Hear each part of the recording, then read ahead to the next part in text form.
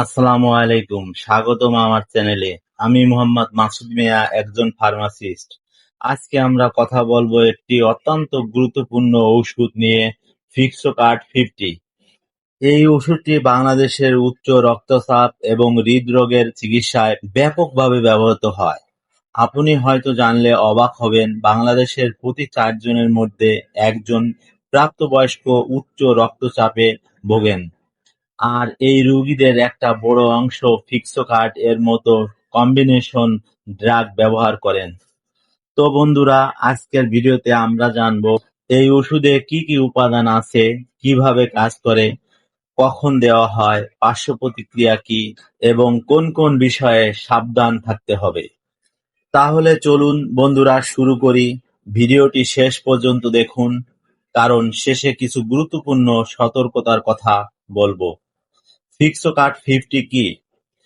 ফিক্সোকার্ট 50 হলো একটি combination tablet, মানে এতে দুটি আলাদা ঔষধ একসাথে মেশানো আছে। প্রথম উপাদান অ্যামলোডোপিন 5 mg। এটি একটি ক্যালসিয়াম চ্যানেল ব্লকার।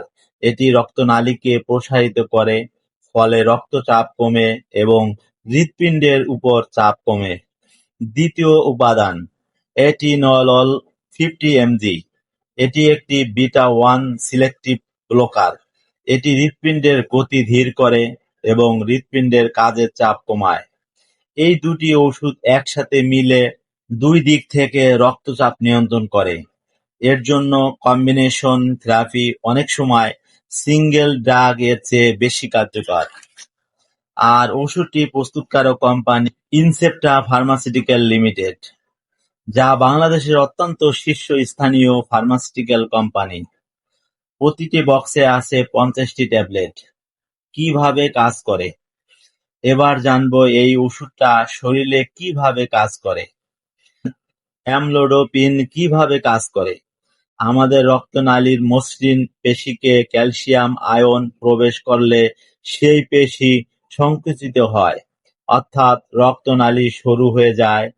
অ্যামলোডোপিন এই ক্যালসিয়াম আয়নের প্রবেশ বন্ধ করে দেয়, ফলে রক্তনালী প্রসারিত হয়, রক্তচাপ কমে, হৃৎপিণ্ডে রক্ত ও অক্সিজেন সরবরাহ বাড়ে, বুক ব্যথা বা অ্যানজাইনা কমে। এটিনলল কিভাবে কাজ করে? আমাদের হৃৎপিণ্ডে বিটা-1 রিসেপ্টর আছে। অ্যাড্রেনালিন বা নরঅ্যাড্রেনালিন এই রিসেপ্টরে লাগলে হৃৎপিণ্ড দ্রুত ও জোরে স্পন্দন করে। এটিনলল এই রিসেপ্টর ব্লক করে দেয়, ফলে হৃদস্পন্দন ধীর হয়, হৃৎপিণ্ডের সংকোচনের শক্তি কমে, রক্তচাপ কমে, হৃৎপিণ্ডে অক্সিজেনের চাহিদা কমে। একসাথে কেন দেয়া হয়? কারণ এই দুইটি ওষুধ দুটি ভিন্ন পথে কাজ করে। একটি রক্তনালীকে একটি রক্তনালীতে কাজ করে, আরেকটি হৃৎপিণ্ডে। তাই একসাথে দিলে ফলাফল অনেক বেশি কার্যকর হয় এবং প্রতিটি ডোজ ও কম রাখা হয়, ফলে পার্শ্বপ্রতিক্রিয়াও কম হয়। কখন ব্যবহার করা হয়? এবার জানবো কোন কোন রোগে এই ওষুধ ব্যবহার করা হয়। ১. উচ্চ রক্তচাপ, হাইপারটেনশন। এটাই সবচেয়ে প্রধান ব্যবহার।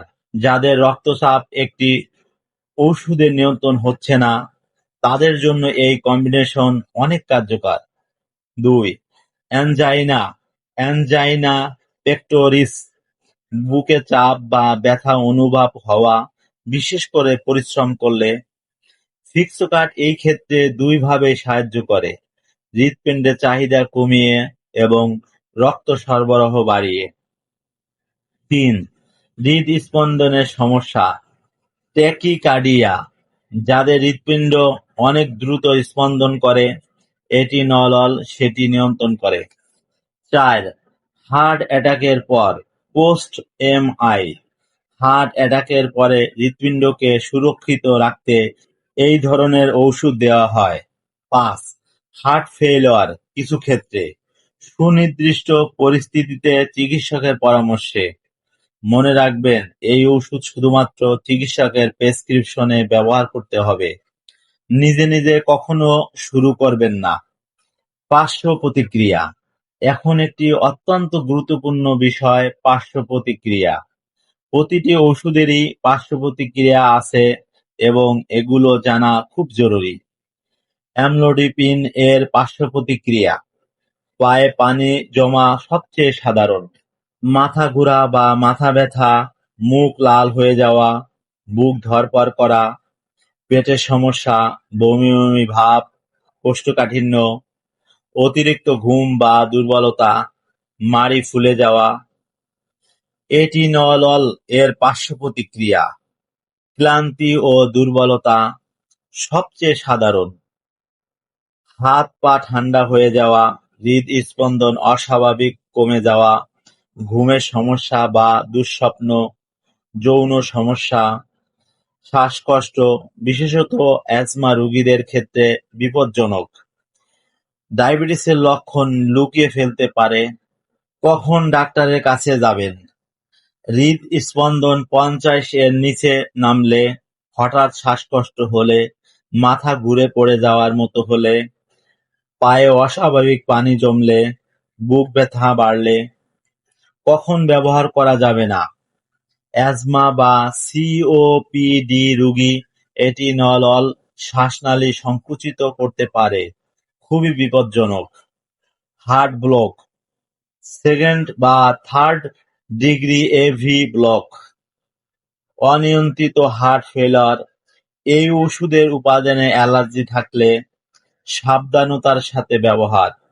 ডায়াবেটিস রোগী এটিনলল হাইপোগ্লাইসেমিয়ার লক্ষণ লুকিয়ে ফেলে। কিডনি রোগী ডোজ সমন্বয় দরকার হতে পারে। লিভার রোগী, বিশেষত অ্যামলোডোপিন এর ক্ষেত্রে। বয়স্ক রোগী, পড়ে যাওয়ার ঝুঁকি বাড়তে পারে। গর্ভবতী মহিলা, চিকিৎসকের পরামর্শ ছাড়া নয়। পেরিফেরাল ভাস্কুলার ডিজিজ রোগী।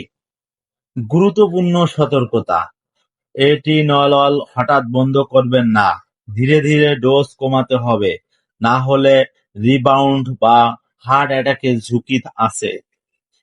প্রিয় বন্ধুরা, স্বাস্থ্যসেবা পেতে আমাদের হোয়াটসঅ্যাপ ও ফেসবুক গ্রুপে জয়েন করুন। ভিডিও ডিসক্রিপশনে গ্রুপের লিংক আছে। ডোজ ও সেবনবিধি: এবার আসুন জানি কিভাবে এই ওষুধ খেতে হবে। সাধারণ ডোজ: প্রতিদিন একটি ট্যাবলেট, সাধারণত সকালে। খাবারের আগে বা পরে উভয় সময় খাওয়া যায়। প্রতিদিন একই সময়ে খাওয়ার চেষ্টা করুন। বিশেষ নির্দেশনা: পুরো ট্যাবলেট পানি দিয়ে গিলে নিন, চিবাবেন না বা ভাঙবেন না। একটি ডোজ মিস করলে মনে পড়া মাত্রই খান, কিন্তু পরের ডোজের কাছাকাছি সময় হলে সেটি বাদ দিন। কখনো দুটো একসাথে নয়। ঘুমের ওষুধ, অ্যান্টাসিড বা অন্য ওষুধের সাথে একসাথে না খেয়ে চিকিৎসককে জিজ্ঞেস করুন। Drug interaction: NSAIDs, ibuprofen, diclofenac রক্তচাপ কমার ক্ষমতা কমাতে পারে। অন্যান্য রক্তচাপের ওষুধ রক্তচাপ অতিরিক্ত কমে যেতে পারে। ইনসুলিন বা ডায়াবেটিসের ওষুধ হাইপোগ্লাইসেমিয়ার ঝুঁকি। গ্রেপফ্রুট জুস অ্যামলোডোপিন এর মাত্রা বাড়িয়ে দিতে পারে। রোগীর জন্য পরামর্শ: ভিডিও শেষে আসুন কিছু গুরুত্বপূর্ণ কথা বলি যা প্রতিটি রোগীর জানা উচিত। ১. নিয়মিত ওষুধ খান। ২. নিয়মিত রক্তচাপ মাপুন। ৩. জীবনধারা পরিবর্তন করুন। ৪. ডাক্তারের সাথে যোগাযোগ রাখুন। প্রিয় বন্ধুরা, আজকের ভিডিওতে জানলাম ফিক্সোকার্ট 50 ঔষধ সম্পর্কে সম্পূর্ণ তথ্য। উচ্চ রক্তচাপ ও হৃদরোগের চিকিৎসায় ব্যবহৃত এই গুরুত্বপূর্ণ ঔষধের কার্যপ্রণালী, ব্যবহার, পার্শ্বপ্রতিক্রিয়া ও সতর্কতা। এই ভিডিওটি শুধুমাত্র শিক্ষামূলক উদ্দেশ্যে।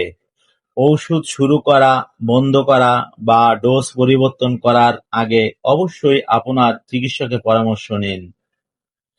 আজকের ভিডিওটি যদি আপনার উপকারে আসে তাহলে লাইক দিন এবং সাবস্ক্রাইব করুন। কোনো প্রশ্ন থাকলে কমেন্ট করুন। ধন্যবাদ সবাইকে, সুস্থ থাকুন।